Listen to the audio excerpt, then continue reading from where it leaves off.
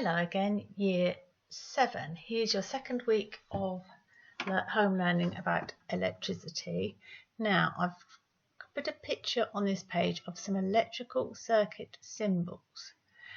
You can copy these down very carefully. They need to be exact. And then there's 3 questions about the symbols. How are all the wires drawn? What is the difference between a cell and a battery? And what is the difference between a closed and an open switch?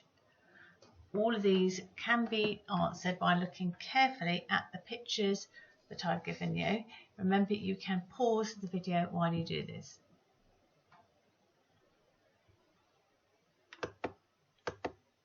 Okay, so here's your answers. Quite straightforward. Wires, straight lines, use a ruler. Cell and a battery. A cell has only got 1 power unit. A battery has got 2 or more. Usually we only draw 2, but it lets us know that there could be multiples.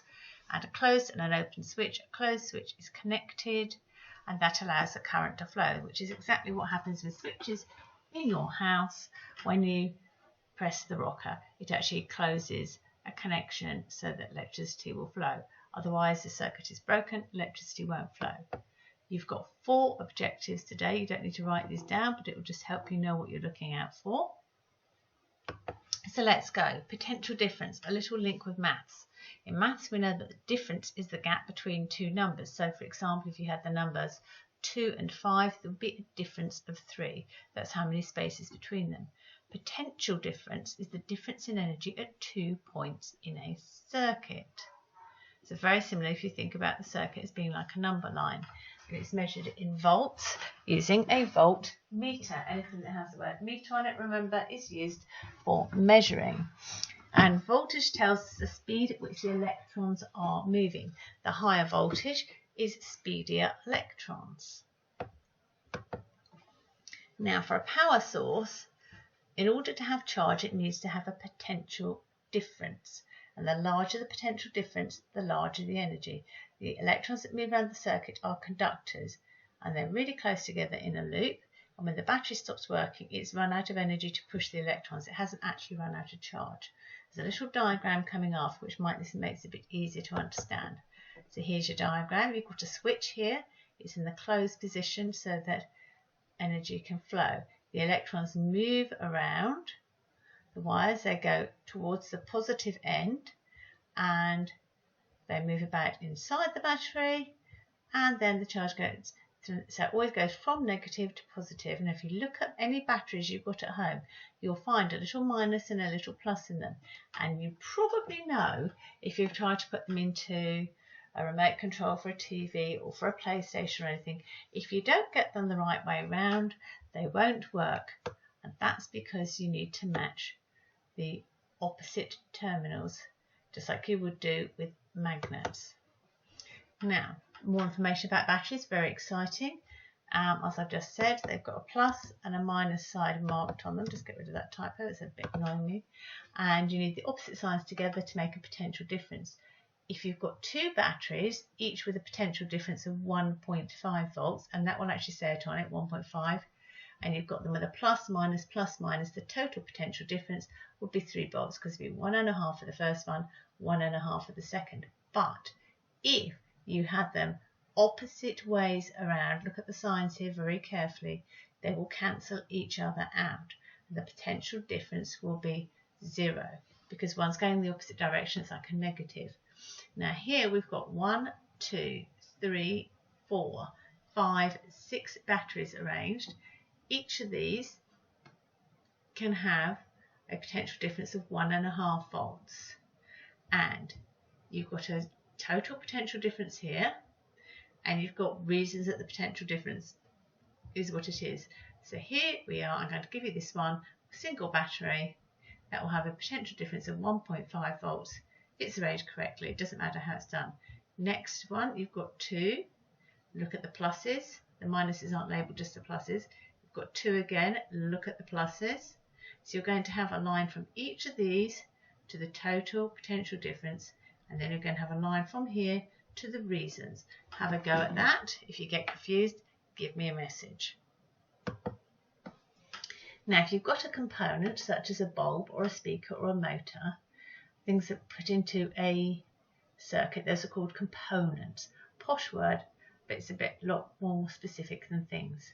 And they transfer energy from the current to another store. For example, if you've got a light bulb, it'll have some of it will be going to thermal store. We know they get hot.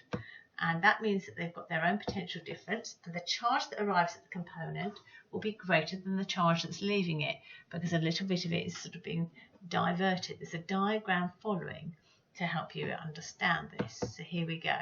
You've got your battery here, and it's got a 6 volt potential difference. It's 0 at the minus, 6 at the plus, so the difference is 6. And here it is flowing around a circuit where we've got 1, 2, 3 bulbs, and each diamond shows how much energy is here. So at the moment it's just flowing around the circuit, just moving along, staying the same. Then it comes to a bulb that requires 3 volts. So 6 will go in, 3 will be used by the light bulb, so there'll be 3 coming out. So that means 3 arrives at the next light bulb. This light bulb is only rated at needing 1 volt, so 3 take away 1. It's not very tricky, we'll leave us with 2. This light bulb is 2, it's using up 2. Oh, that means there is 0 left after. But that doesn't matter because we've got the 0 and the 6, so we've got a potential difference, so there will still be an energy flow. Have a think about that. Read it twice if you need to. Quite straightforward numbers. I didn't make it too tricky for you. Now, you will measure potential difference using a voltmeter. It's measured in volts, so we use a voltmeter. And it needs to have 2 connectors, one before and one after the component, to see how much the potential difference is changing.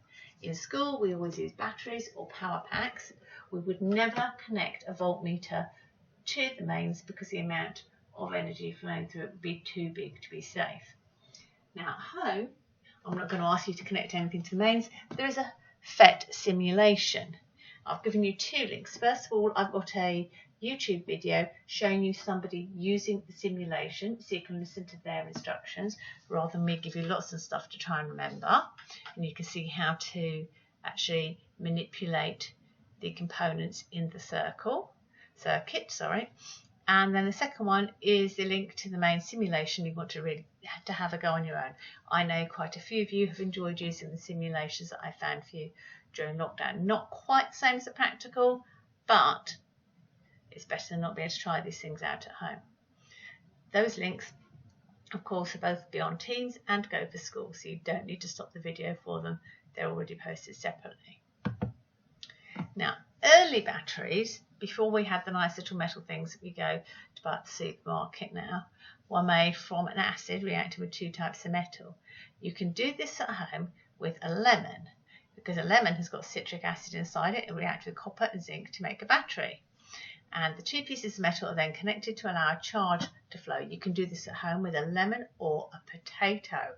Oh my goodness. Now, I'm not going to promise it's going to be enough to charge your phone. I did get asked that at school last week, and I'm sorry. You are probably not going to be able to walk around with a potato in your pocket to recharge your phone. When you're out and about, A, it'll look a bit odd, and B, it won't give you enough. But here are instructions on how to make a battery from a potato. You will need 2 potatoes, 2 copper coins, that's 1p or 2p coins, 2 galvanized nails. It's important you get the right metal so that you've got the reaction going on there, and some wire. The instructions are on the link on the right, which again will be copied to your Teams page and to Go for Schools. And your home task. Now, if you want to, you can send in a picture of your potato battery, but I'd also like you to see how many different types of battery can you find at home. What are their voltages? You should have a little number and a V on them, 1.5V, 9V, whatever. Are they all the same size and shape?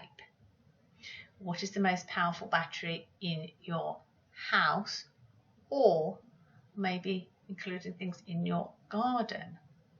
Now, you can draw a table to show your findings, or you can send in photos. The only rule I'm going to say to you is if you take a battery out of something to take a photograph of it, make sure you put it back afterwards. I do not want lots of parents that are upset because they can't switch the TV on. And if you do have a look at the battery in a smoke detector, oh, just told you where to find one, please, please, please make sure you put it back afterwards, or you take a photograph with it connected. So, set of photos, bit of a treasure hunt to do and submit on Teams. You've also got the opportunity to make a battery from a potato, should you wish to. You've got a simulation. You've got lots of fun things to do here. This is our last big lesson. Next week's lesson won't be quite so big because you won't quite have a week to be, because the next weekend will be the summer holidays. So please have a really good go at this. I'm really looking forward to seeing your photos. You have been great. Let's make this a really interesting and fun way to do our last really big science task. Take care, Year 7. I am at home this week, not in mini school, so you may email me or message me on Teams if you need any help. Speak to you soon. Bye.